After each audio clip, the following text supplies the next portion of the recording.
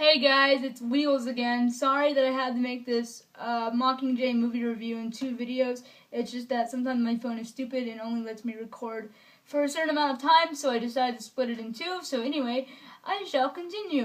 Where I left off, I was talking about how when they're in District 8 and when the Capitol orders a bombing on the hospital of just innocent, already injured people, kids, women, children, and Katniss gets super pissed off, and then her and Gale take it out on the fighter jets, and they blow them to bits and pieces, and Katniss and her camera crew, Cressida and Pollux and Castor, they're there, and she records her first Pro, and it's her first one without any sense of direction, and she pretty much says, "You see that?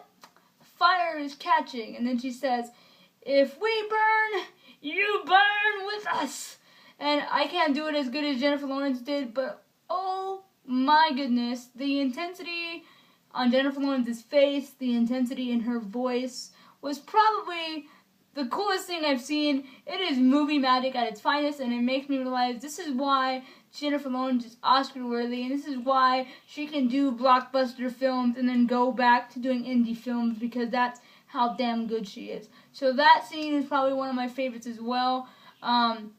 Another part that I enjoyed was when she goes back to District 12 for the first time and she sees how it's torn to pieces, how it's burnt down, and she has this like look of desperation and sadness, and then she steps on something and she sees that it's a human skull, and she's like so distraught by it, and she goes back to the house and she gets her game bag and she gets her jacket and she gets the picture of her dad, and of course she has to get Buttercup, and her and Buttercup still hate each other, and I think Buttercup is life. I freaking love him. If you read the books, you know why I love him, because of the intense scenes that Katniss and Buttercup will continue to have. Buttercup's awesome. Another part that I enjoyed was when she was playing Crazy Cat with Buttercup, and she realizes that just like the light that Buttercup can't catch, the light in her life is Peeta, because pretty much President Snow is using Peeta as a toy to torture Katniss, and I thought that scene was very symbolic and really awesome. I don't know, there's just so many parts that I love that I could go on for days and days and days about what I loved. And I just want to ask this, is there anyone out there who can't stand Gale? Because am I the only one? Because I'm Team Peeta all the way, but I just can't stand Gale, man.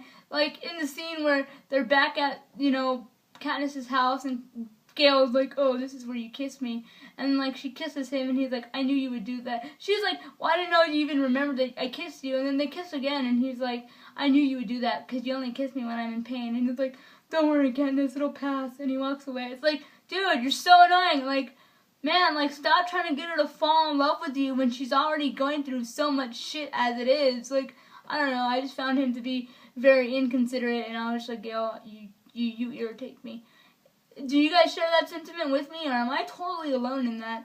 Another part that I really wanted to see that lacked in the film, when Beetee makes that special equipped bow and arrow for Katniss. Yes, the bow and arrow was in there and it looked amazing, but he doesn't mention that it's voice activated and that it only responds to freaking Katniss's voice, and that it's pretty much alive. She realizes that it's alive because the wings are like fluttering, because she's supposed to say hello to it, and it wakes up, and then when she's done with it, she says goodnight. Like, that's not in there, and I was like, oh man, why? It's the little minor details that bothered me that weren't in the book, but like I said, weren't in the movie, that were in the book, excuse me. But overall, I loved it. I can't wait for the second part. I know what's gonna happen, and it is some shitty stuff that is going to tear my freaking soul out. And for the guys who have read the book, you guys know what I'm talking about.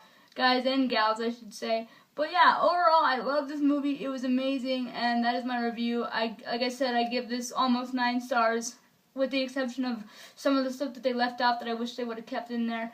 But overall, I can't wait to see what happens next. And yeah, this is Wheels from Wheels and Kane, signing off. I love you guys, and may the odds be ever in your favor.